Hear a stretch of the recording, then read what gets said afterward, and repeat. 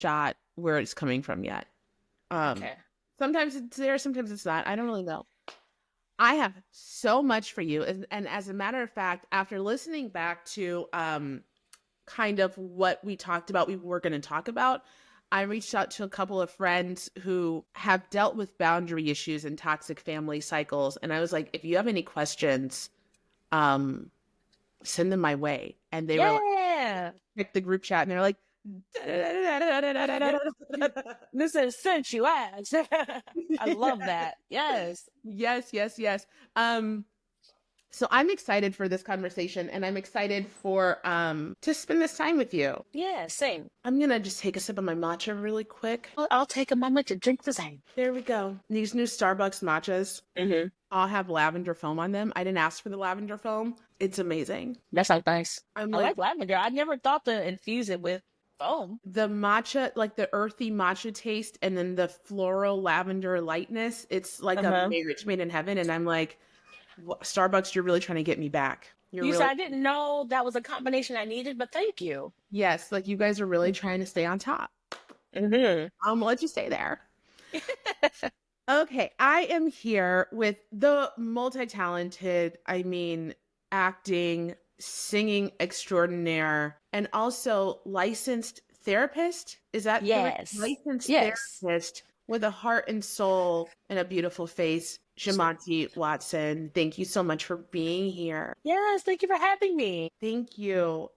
Well, there's so much, and when we were kind of like coming up with what we were going to talk about, um, I was asking like, well, what's your specialty? Like, I love all things mental health. I love talking about it. I'm like a consistent fixer upper. I need to, Mm-hmm. I'm a shadow work girly. I want to know better to do better all the time. And so I love conversations around mental health and around people who provide mental health. Yes. So let's start with like how you got into this world and your kind of your heart around the work that you do. Absolutely. Thank you for having me again. I'm much like you, shadow work queen. I love self-improvement. I think part of my neurodivergency went into the self-help realm. So I got hyper fixated on my wealth and my health at the same vein. But how I got here, I think like most helping professionals, I have a trauma past.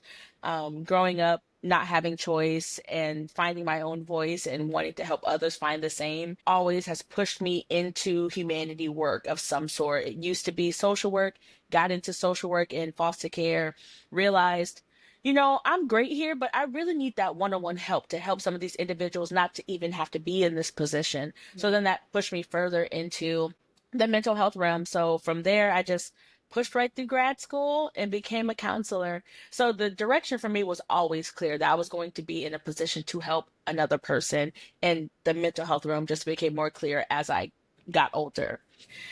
And as far as the specifics of how I do my job, it just came out of self discovery, me becoming a person who found her voice and then understood, like, oh, wait, am I queer or am I an ally? And then I started to realize, mm, it may be a little bit more than an ally. And then I was looking for other spaces to find mental health support for myself and was finding it hard to find someone who looks like me proudly and loudly.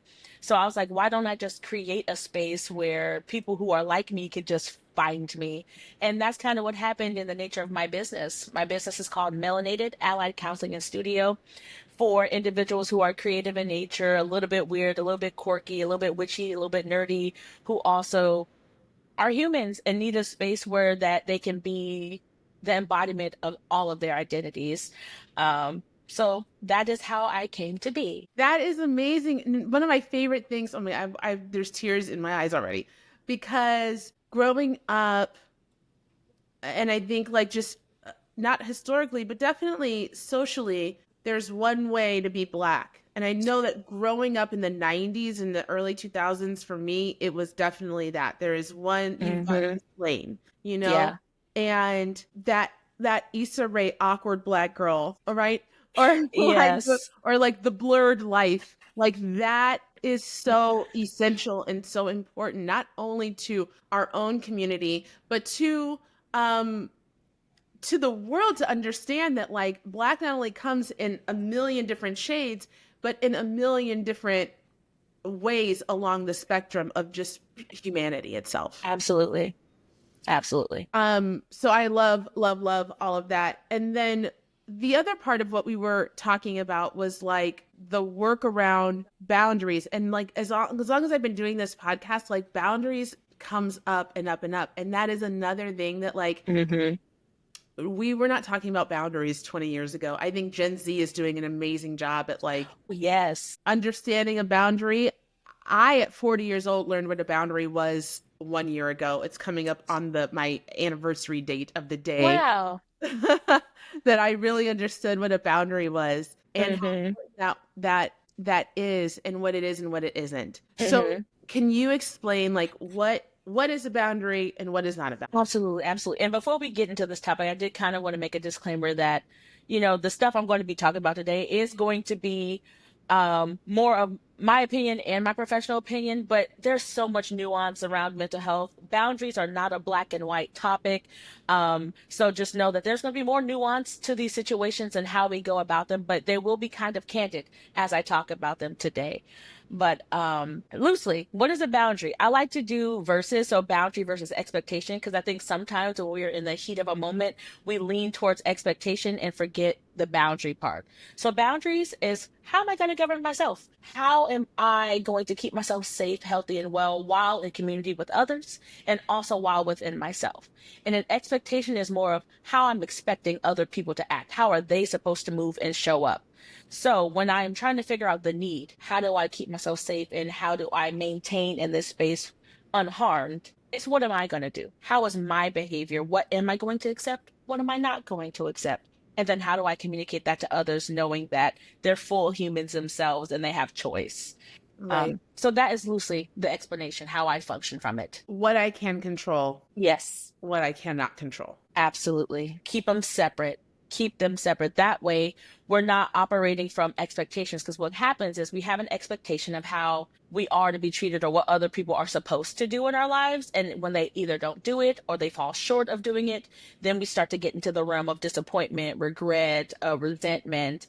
And that comes more from expectations, not from, okay, this place or this opportunity or this thing is not showing up in a way that I feel comfortable and safe. What can I do? Do I stay? Do I go?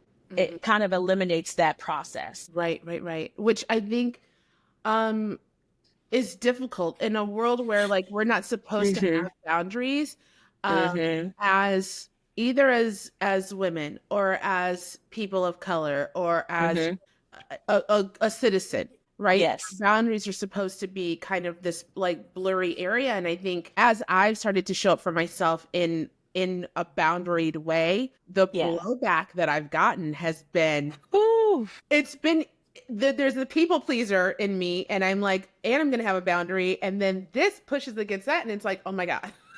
Yes, yes. I'm glad you said that because I operate from like a 6-step process of how I engage with boundaries with my clients. And this is a process I follow myself. I don't subject my clients to anything I haven't done or am willing to do. Right. So I'm going to loosely explain the process and then I'm going to show you how I enact it for myself. One, I have to acknowledge that there is a problem or there is a challenge that is happening that is in conflict with me. I have to acknowledge it. I have to be aware that it's there. If I don't name it, I can't tame it, type of deal. And then secondly, I have to normalize that I'm a human who deserves respect. It doesn't matter who it's coming from, where it's coming from, or how I get it. I deserve respect. Mm-hmm. I have to get comfortable with that knowledge. I have to get comfortable with that terminology before I can even create what the boundary is. What do I need? So Yeah. that's kind of step 3 for me, is like, how do I articulate what that need is? Okay, let's say the example is I need to be in spaces where I'm being spoken to with respect. That's the need. So how do I create that into a boundary? Well, I would no longer stay in spaces where I'm being disrespected. And I just become comfortable with that terminology. That next step is where a lot of the challenge comes in, because most of us can get to a space where I can honor my humanity and know what I need. It's communicating it to another person who has a history of not respecting me, whether I've communicated to them or not. So that's where the conflict comes in. Step 4, communicating it to people who need to hear it when they need to hear it. Mm-hmm. And then the 5th step for me is enforcing it and following through with the plan. that's also the hard step. As a recovering people pleaser myself, I say recovering because it is an addiction for me. And if I'm not careful and honoring my boundaries, I slip back into people pleasing fast. It happens fast for me. So I have to be able to enforce my boundary. So if I tell myself I'm not going to be in spaces where I'm being disrespected, step 5 of enforcing it and following through the plan is I have to remove myself. It doesn't matter who that person is, the obligation I said, knowing that there's nuance around this. But no matter what the situation is or who it is, if I'm being disrespected and despite my best efforts, the respect is not being given, I have to go. I can't expect them to honor my boundary any more than they already are. Mm-hmm. So if I'm feeling disrespected, Monte got to go. And Mm-hmm. then the last step, number 6, which is the step that we do throughout the whole process, I just put it at the end, is I have to grieve and accept. I have to grieve the relationship. I have to grieve the loss of the opportunity. I have to grieve whatever is happening within that situation that is causing me harm, and I Mm-hmm. have to accept my decision. I have to go. It's not because I don't like this person. It's not because I don't like the opportunity. It's because I respect myself enough to know that if I stay, the consequences of that choice is way more than I'm willing to bear. Yeah, that's right. So that step is something I do with my clients, and everyone is different. There's no rules to this. It's hard work to do because like you said, when I start to choose myself, it's a win. It's a celebration. But then when you share that joy with other people and it to come back in a negative way, that pushes you back into that uncomfortable corner Mm-hmm. of like, oh, was this the right thing to do? Am I wrong? Am I doing something to hurt someone? You start to question yourself. And then that buffers your decision when you knew what was right for you. So Yeah. it's hard. It's this process I'm talking about. I talk about it candidly, but it is hard. It took me 6 years in therapy. It took me Right. 6 years to get comfortable with the process I have now. So I commend you for acknowledging that this was a need and being committed to yourself because it's not easy. It truly isn't, and I think especially if you don't realize, like I've never actually considered myself a people pleaser. I'll butt heads. I don't mind a little controversy. I don't mind like Mm-hmm. a little conflict. I'm an Aries, but so the way people pleasing would show up for me is that I don't mind conflict with people I don't really like, but I'll Right. do anything for the people that I'm in close community with, including Mm-hmm.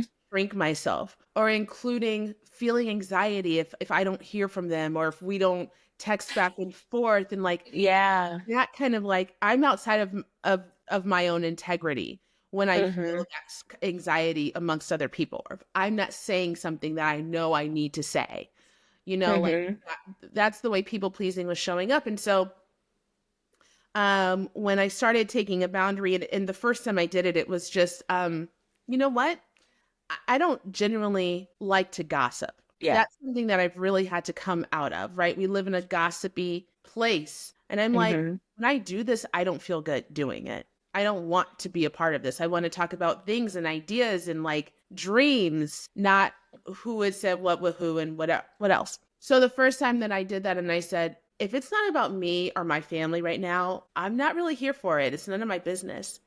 Mm-hmm. The immediate reaction that those simple words got out of the person I was talking to, I was very close with, it was like, oh, this person, they're awarded by me not having boundaries. Mm-hmm. Me having a boundary just took something from them. Absolutely. Yeah, you just took the other part out of my brain. It's like, yeah, it's like, okay, so now that I know I need a boundary and other things, where does accountability come into play? I'm Mhm. going to use myself as an example, as similar to you. Like, I don't have a problem with conflict, but sometimes when it's the people I love the most, I was kind of marshmallow my boundaries a little bit. And again, these aren't black and white. So sometimes I do give more than maybe I want to because that's what community needs in that moment. So Yeah. I can separate the two. But more often than not, in the past, I would marshmallow my boundaries and not honor myself. And then I would end up depleted, drained, and confused as to how I got depleted when all other areas of my life were fine, but I was doing too much, giving too much, being too much.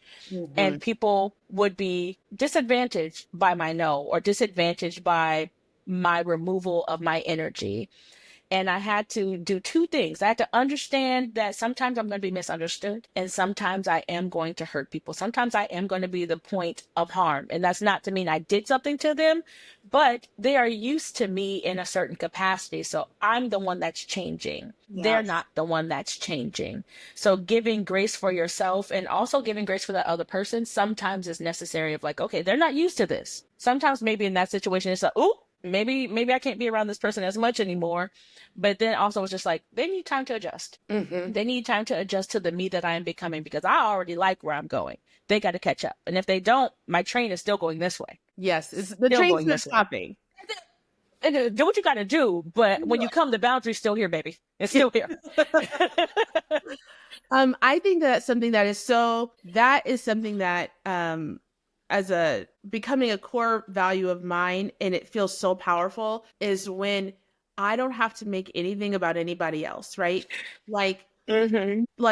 and once you get it, you can't unget it. So if Absolutely. I'm not taking what you're doing personally about me at all, that how you are reacting and the things that you're saying or all of that stuff, that's some thing about you. I'm responsible for the words that I say and the way that I interact with you. Absolutely. But in the truth of what we're talking about or whatever the conflict may be, because I handle myself well. I'm definitely not out here like, because again, I guess to speak to nuances, like Mm-hmm. I always struggle with that in between part of, well, Mm-hmm. your feelings are about you, but I can say things that can elicit those feelings in someone. So it's like, where's my Mm-hmm. responsibility? Absolutely. And so I'm always like, well, I have responsibility for the way that I handle myself. But if we're speaking truth to truth, then Mm-hmm. we both have to be responsible and take accountability for what we're coming to the table with. Mm-hmm. And just knowing that, like, I can keep myself for myself in this way of um, anything that comes to me, I can metabolize it on my own. I can figure out how Mm-hmm. I'm going to get through it. It gives you so much power back. And once you have that Absolutely. power, you don't look at things the same way. You don't have to make it about. Absolutely. Absolutely.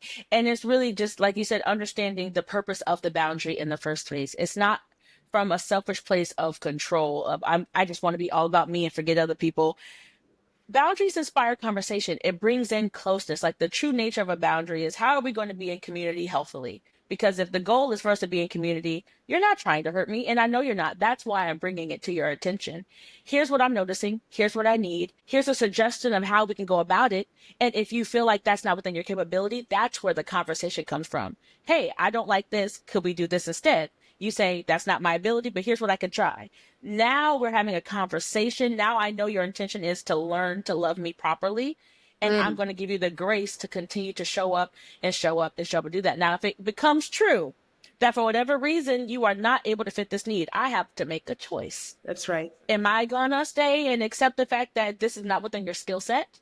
Or is this a high enough priority for me that I have to make that choice of distancing myself, minimizing that connection, or whatever? And that's where that grief and that acceptance comes in. Because sometimes, even for me, when I remove myself from relationships, it's not out of hate or I don't like you or you just disrespected me so horribly. Sometimes it's just an acceptance of ability. Hmm. We are not on the same page. We're not equally yoked. We're not aligned, whatever terminology that is appropriate. And I can't be in community with you because I'm going to push you into a space that you're uncomfortable. And I'm not going to stay in a space where I'm uncomfortable. So the only healthy thing to do is remove myself. And if the skill set becomes aligned, sure, let's see if a wraparound is appropriate for this style of relationship. But for Yeah. the most part, like you said, just owning my decisions and my control and conversation. Hmm. I think something when we started, like you got into this business because of your own personal traumas and wanting to help people. And Mm-hmm. that is, I think something that's been like really liberating for me is I did have a great childhood and I was like, I don't have any issues. Like, I don't have any trauma. Mm-hmm. Like, what are you talking about? Oh, well, Bo, you didn't meet your dad till you were 19. That didn't Mm-hmm. do anything to you, And so like coming around to we all live with something and Yeah. feeling empowered in naming it so you can tame it. Mm-hmm. Um is so beautiful. I've been thinking about this kind of distinction around trauma and what people take from it. And there are people who have utilized their trauma to become better and to get through and to help other people. And there are other Yeah. people who kind of live in it, stay mired with it, and use it to hurt people or Yeah.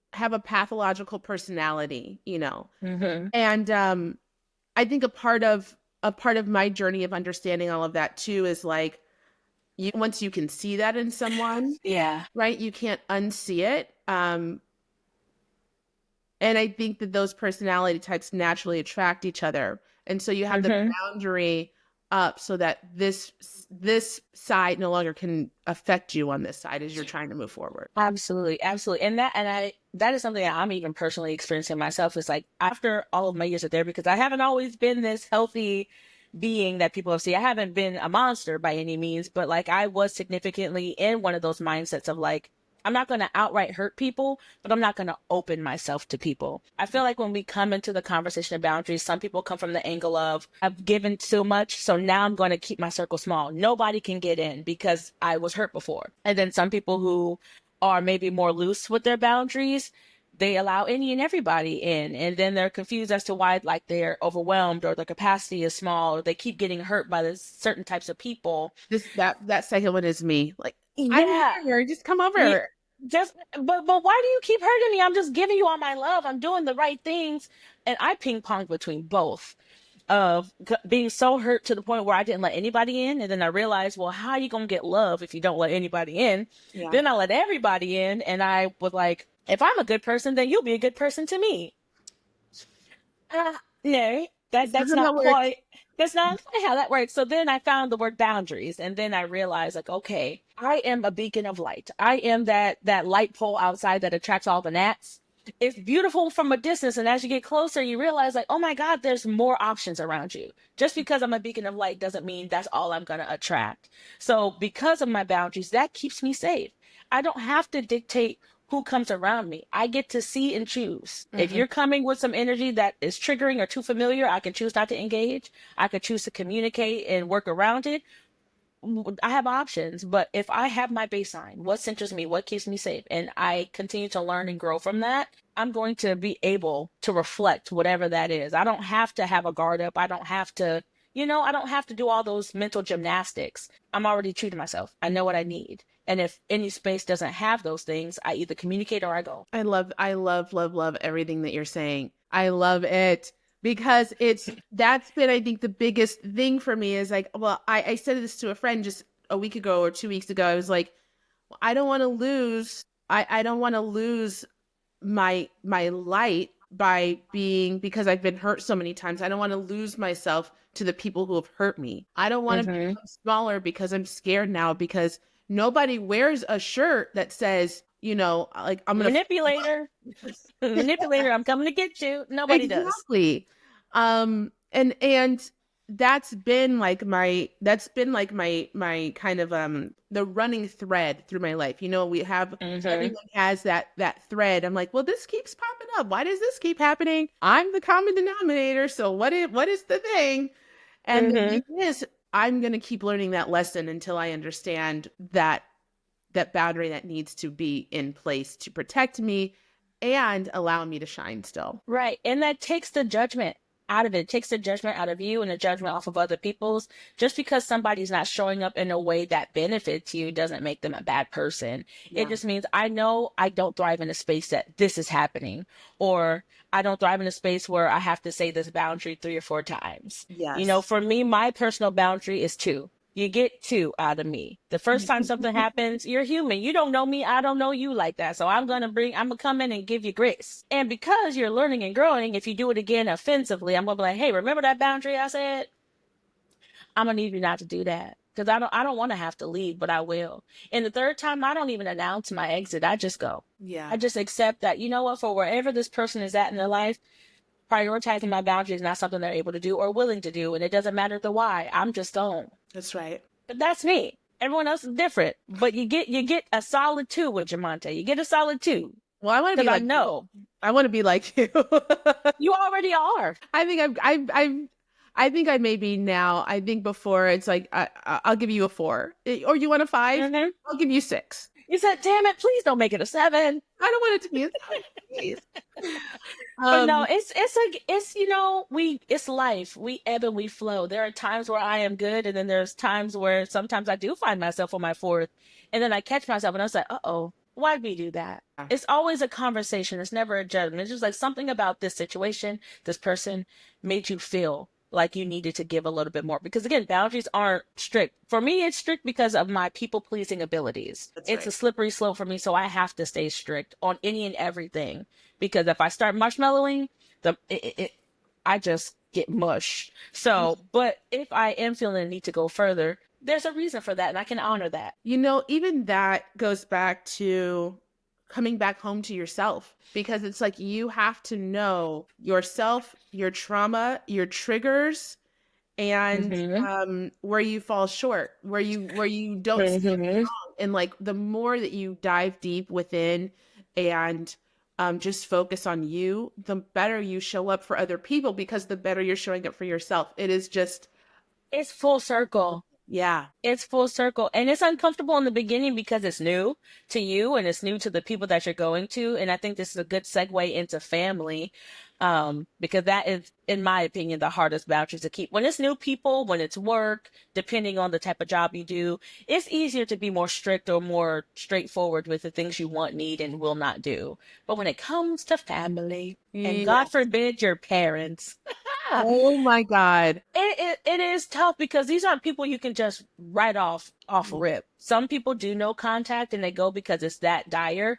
But there's oftentimes relationships like I had with my parents where I'm not cutting you off, but I know there needs to be a buffered interaction if my boundaries are going to stand a chance. Yeah. So segueing into family, it's hard. It is very hard. Is there, before I start yapping, is there specific questions that anyone had regarding that? Yes. So I've got two of my closest friends are both, one of them is like really far along in her boundary conversation with her parents. She Love had that.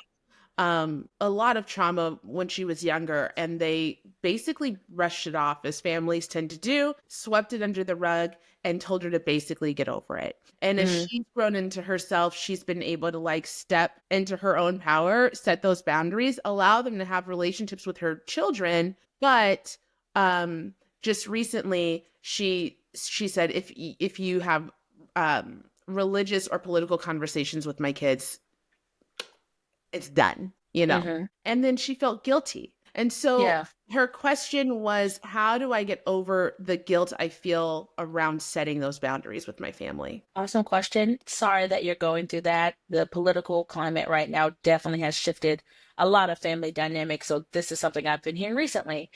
Um, my first thing is I would give myself space to ask my question, did I do anything wrong? A Mhm. lot of times when I hear the word guilt, that is implying that I have actively done something wrong. Mhm. And according to your values, it doesn't sound like you did anything wrong. It sounds like you're upholding the safety not only for yourself, because you know the potential harm that can come because you grew up in that environment, That's and right. also you did not facilitate a harmful environment for your children, so you will not tolerate that for your children. So, how do you get over the guilt? We have to validate the fact that I didn't do anything wrong. According to my values and how I live, I didn't do anything wrong. Hmm. Um, Secondly, you on like I'm gonna go back to my boundaries. You have to honor and acknowledge the fact that this trigger is coming back up just in a different way, in a different font, and the intensity is happening a little bit more because it is your babies. So we're talking about trauma here. We're talking about how your body is reacting to this situation. So we have to get somatic. How is your breath work? How are you regulating your nervous system? How are you coming from that fight or flight, that intensity when our brain is literally flipping like this? How are you coming back down? Yeah. Because sometimes we have top down processing, which is I can get into my brain and ask all the questions. And sometimes I'm so flooded that I have to tend to my body, which is bottom up. So if you're noticing that your brain is going a mile a minute, called rumination, or we're just stuck in our brain, I would encourage you to find ways to tap into your body. You can find some breath work. YouTube is a great resource to kind of help guide you in it if you're new to it. If you are seeing a mental health professional, I would encourage you to ask them about more somatic ways of regulating your nervous system. That's just more about how I get into my body.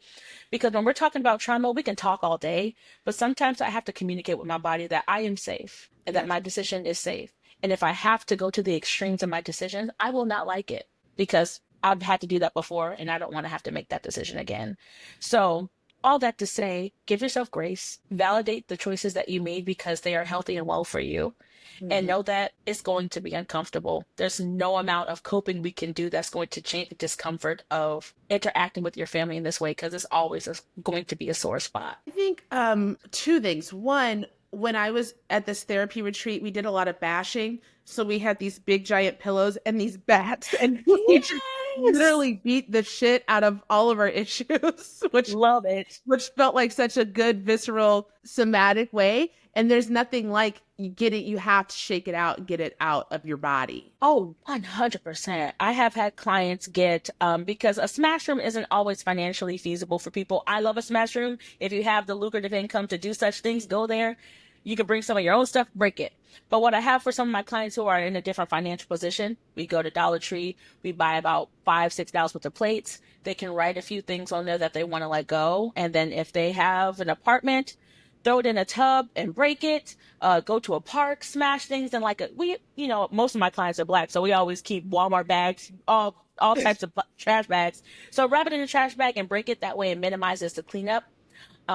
And yeah, just smash things. Punch your pillow on your bed. Get into your Viola Davis How to Get Away with Murder vibes. Yes, Like, right? get into your body, kick a bag, like whatever you need to do that is safe and within your ability. Um, Get physical. I love processing verbally, but sometimes nothing gets past it if your body is needing something physical. That's right. That's right. I feel like the talk therapy drums it all up, and then you have like what do you have to do to like breathe it Yeah. out, breathe that fire like Hmm. out of you so you can allow something new to come in. And music, do not forget about music. Not everybody's a music led person. There's so many different ways to process, but sometimes there is a playlist that really gets you into that mind frame of like, yeah, Yeah. yeah. So I would literally play music that gets that rage out of me. And if I need to get physical, I will scream, I will yell. Sometimes we're not in places where we feel safe to do so. I'll go to my car. I used to keep a pillow in my trunk and I would just scream into that pillow in my car. I love And that. then get pretty and then I'll go back out to wherever I'm going. So there's so many ways we can find ways to release. And if physical punching is not for you, find something. I think too, her and my other friend, they come from kind of narcissistic family dynamics. Yeah. And so part of her, how do I not feel guilty is we can say like you tell yourself you didn't do anything wrong. There are Mm, some people who never think they do anything wrong, even when got they you. do. So there's like this hang up of but I must do something wrong. I'm the black sheep. They never do anything wrong. And so it's like giving that permission of are you are you manipulating people? You're not. Are you saying true to Hmm. your values? Are you trying to harm people or do you have a malignant um mindset toward these people? No. So just own it Hmm. that Yeah. you're don't gaslight yourself um that you are in the wrong here when you're doing that. Absolutely. I'm glad you brought that up because that does change the nuance a little bit. For some of my clients who come from more controlling or manipulative environments, because I know narcissist is a trigger word for a lot of people these days. So if you come from an environment that has manipulation or an environment that constantly has you questioning your reality, I will ask you to ask yourself if you can't get to a place of validating yourself. Ask yourself, who do I sound like right now? Mm, And that's a powerful thing that usually stops some of my clients in their tracks. Like, I sound like my mom. Okay, so let's try not to sound like your mom. right. How would you speak to yourself differently? And then that usually gets them into a different process of like, oh, actually, it's okay that I don't want her to talk about these things with my children because why are they there talking about politics? They're there to make cookies and have Nana time. Like, what are Right, we? right, right. Why is politics coming up? So it's like it kind of normalizes it. So for those individuals who have those type of people, when you start to get into that negative mind spiral, ask yourself, who do I sound like? Is this me or is this someone else? Whose narrative is this? Oh, I love that. Whose narrative is this? I'm going to pull up the other question um, Yeah. from a friend who had a a long kind of coming out of a relationship with her family, and it culminated when she married outside of their religion. Mm, And there was, I feel, in this very same vein as the first friend, she's been black sheeped out of the family. So mm-hmm, everything that's ever happened in this family has always been her fault, mm-hmm. according to them. You know, they're both actually, they've both been struggling with, like, when people who they've cut off ties with send them things, it feels like an invasion of their boundaries. It Like doesn't, they send them topics that they already said, let's not. they send them flowers or cards or birthday wishes or things like that. They're Oh, both kind okay. of struggling with that. But her question is, why do I dread a future time when my family does take accountability and then I have to try to forgive them and have good contact with them again? Why am Mm, I scared that they will start to be good and I'll have to acknowledge that they've changed? Those are great questions. These questions Let are me very, ponder. Let me ponder on that for a second, because my knee-jerk reaction is, have you answered it? yeah. I feel like sometimes I feel like, and I'm going to say this again, knowing that there's more nuance around what I'm about to say. The result of our stuckness is in the in between of our indecision. It's like, it's not that we are really stuck, we're just not choosing to make a choice. So when I hear those questions, it's just like, have you asked yourself if you want to forgive? Do you want them back into your life? Let's say they do change, which the goal is, yes, please do so. Do I want these individuals back in my life? Is the harm more damaging than I'm willing to return back to? So She that's later says, my I don't want them back. She's later okay. That's the energy I was giving. It sounds like you are projecting future choice onto yourself yes. when your right now self is saying it don't matter what they do differently. It's a no for me. So Yeah. I would say, let's get away from the question. What do you want? Mm-hmm. What do you want? It sounds like you don't want them in your life anymore. The hurt was more than you could bear, Mm-hmm. and you made the healthy choice to remove yourself from them. And now you are finding normalcy. You're finding more validation. You're finding more communities now that you feel safe and comfortable in. And as you look back to where you came from, you realize just how unhealthy and unhelpful it was. Yes. So Yes. I would suggest continue to validate the health and the normalcy that you created, and know that for no reason do you have to jeopardize the safety you created to go back to something that's uncertain. Mm-hmm. Because even if they do accept and apologize, change takes a long time. I think science, and I'm going to misquote it, I think science says it takes at least 2 years to fully change. Fully change. And that's from the decision to the actions that you take And let's be real, to, your entire collective family dynamic is going to together shift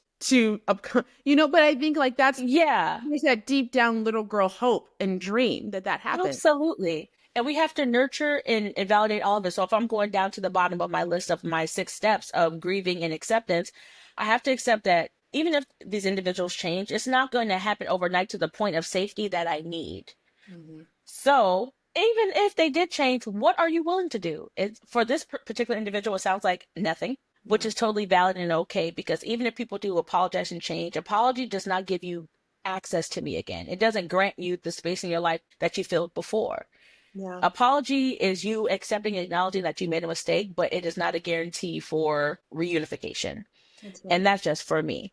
And as far as forgiveness and acceptance goes, that depends on if you're religious or if you're not. I feel like forgiveness is largely a religious principle. Mm-hmm. I think acceptance is more relatable to everyone. I can acknowledge that this harm was done, and I can acknowledge that there's nothing I can do about it, and that it did hurt me. I Mm-hmm. don't want you back into my life, and I don't really forgive you for what you've done, but I appreciate that you came and said sorry, that you finally took ownership. Yes. Oh, It, that even it that would be a a dream. beautiful. I think around forgiveness too, um, it's it's not right. We know that it's forgiveness is for you. It's not for the other person. Right. Whole thing. I hear like, it's about you. It's setting yourself free. Yes. Something that attaches to me inside of the people pleasing world too is like I can over understand a person to convince myself to forgive. I can Yes. say, oh, what they've been through so much. They're this way because of this thing and this thing and this thing. And Yep. I was just collateral. And I can talk myself into hurting myself again, Yeah. not showing up for myself, not putting up that boundary because of my forgiveness of them. Yeah. And that is not to be done. Yeah. Empathize, not excuse. Yeah. I think that's the line that you are finding is like, I can understand. And that's where I just love when things come full circle. But that's where we come back to the top of like my boundary and centering myself. I don't have to make a demon out of you. Mm. And Mm. not all of us has the ability to, empathize and take all those things into consideration. Not everybody has that skill set, but we do. So I'm going to talk to us. We can understand like, oh, you spoke to me that way because of X, Y, Z, da, da, da, da, da, da. However, my boundary is I will not stay in a space where I'm being disrespected. So even though I can understand where you're coming from and that it probably was not from a malicious space, you have the ability to do such things and you did so carelessly. Yes. Got to go. But Yes. I wish you well. And even if you do get well, and I hope you do for yourself and the people who will come to you in the future, that's a lesson for you to learn and continue to overcome. That's I right. will not subject myself back into a place that I know is harmful. The risk is too much. That's right. I'm personally not willing to backtrack. My train goes this way. It doesn't pause and go backward to catch up. Mm-hmm. Mm-mm, mm-mm. And that's a hard thing to do because, again, it's more nuanced. Sometimes people are worthy of stepping back and trying again. But if I had to remove myself in the first place, the likelihood is probably no. Yes. And we're on two different the field is too broken. I know that I Yeah. can't do this, and I know that you have to get to the point where you understand that. Yeah. And so we're just kind of like, my train is in Cincinnati, yours is right here in Omaha. And so but You, you're you on know, my way, but I'm already over. acceptance. Yeah, Acceptance. It's like it's not personal, but it's personal. that's right. That's right. Those are my questions about family. I think that I would like you to just like go in about like family trauma and like these cycles of toxicity. Like, what have you seen? Absolutely. So the population I serve is primarily the transitional age. So we're talking about out of high school into college. I have a varying amount of ages as well, but that's the bulk of my caseload is those who are just now getting out of the house and looking back and was just like, oh, that was unhealthy. So that's the point of healing that I am at with most of my clients. And then also, I'll also add they have the intersectionality of being first generation individuals. So I have a lot of African descent individuals, Latino individuals, Asian descent. So we're coming from backgrounds where literally individualism doesn't exist. Like it's a collectivist mindset, like communal mindset, like what I do is for me, but for my family. Yeah. So when we're talking about setting boundaries in these environments, it's not going to be as westernized and individualized as I have candidly talked about it so far. There's going to be a lot more nuance with those individuals. However, the framework still stands because the challenge I find is, especially with this population, is they are both American and both the identity that their family has. So they are westernized and they have another culture that they have to abide by rules with. So with that being said, what the boundaries end up looking like in these situations is they get a lot more guilt and shame from the family. Like verbally, they're getting more guilt and shame from family because they are the first to ever set aside themselves from a family unit. They want to move out before they're getting married. They want to live in the dorm. Like, and for us, it's just like, oh, you just lived in a dorm. That's normal college life. But keeping in mind, they're coming from different cultural backgrounds. That's a big step to remove yourself from that household. And with doing that, they are learning that they don't like the way that they're being spoken to. They don't like how they had to be secondary parents for my first, the eldest daughters. They don't like, eldest daughter, let me just talk to y'all real quick. Whoo, trenches we are in, but you can do it. Because I'm working with a lot of them. But it's hard. It's hard when you have been given so much responsibility out of the womb to now start to question that identity. You're questioning everything about yourself while you are also developing and trying to grow. So how that trauma works is generational trauma. It is genetic. It is in our blood. A lot of the things that we are dealing with, our parents dealt with and their grandparents dealt with, and so on and so forth. So we are the first likely to break the charge. Yeah. The first likely to not sacrifice our well-being for the sake of our family or the sake of someone else. That's right. And that innately feels selfish. That innately feels wrong. That innately feels not possible because you've never seen it done. because likely the people around you are also the same. Mm-hmm. They're also doing, you're coming from the same family pocket. So no one around you is doing what you're doing. So all signs point to, are you sure? All signs point to, that's probably not the healthy way to go. And everyone else is telling you that you're not a good daughter or you're selfish. So a lot of, when I go back to my 1 to 6 steps, a lot of it for a long time is step 1 and 2, acknowledging that this is an issue and I deserve to be treated as a human and with respect. Yeah. Um, because the narrative work speaks otherwise. But here's my logic and how I believe the brain works. We come from a mind frame and a narrative framework that tells us the opposite for so long. We have to assume that it's going to take just as long to speak the other opposite end of the spectrum for our body and our nervous system to accept the fact that that also could be true. So if you spent your whole life being told that your only job is to take care of your siblings, go to school, and then be a wife, but you get to school and you decide that you don't want to be a wife at all, you're going to have internal conflict. So where is this taking me? Grace. A lot of us don't know her, but we have to find her because we're human first. Yeah. And it's okay for us to change our mind. And the reality tells us that being in certain environments, we were told we couldn't. So the fight between us wanting something different and what we've always told we should be is great. So we have to be gentle. We have to be gentle with ourselves when we are deciding to change, because change itself is already hard. But judging ourselves and not giving ourselves permission to think freely is a jail that only we can break ourselves out of. So when I'm working with these individuals, a lot of it is just validation on the front end because we don't have practice with it. We don't have practice with it, especially as Black women, women of many different descent, and don't let you have intersection identities as queer in any of these communities that I have named so far. Right. So it's like we are fighting something so much bigger than just setting a boundary. I'm trying to figure out who the heck I am outside of the expectations of my family. Right. I think it says so much to the space that that you have filled to have those identities coming to you, who generally historically would not be in a therapy setting. We're not taught to seek out therapy. But to come to you and be vulnerable with you in the first place, that's such a huge way making that you and your work do. Thank you. I appreciate that.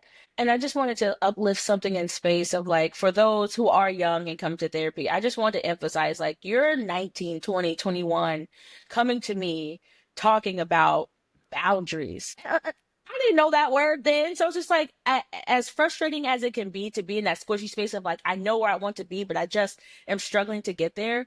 Acknowledging the fact that you want to change and actively doing things to change, you are already on the road to where you want to be. You're closer to where you want to be than where you were yesterday. And being in environments where everything is pushing you towards the opposite direction where you want to go, like that's so freaking hard to do.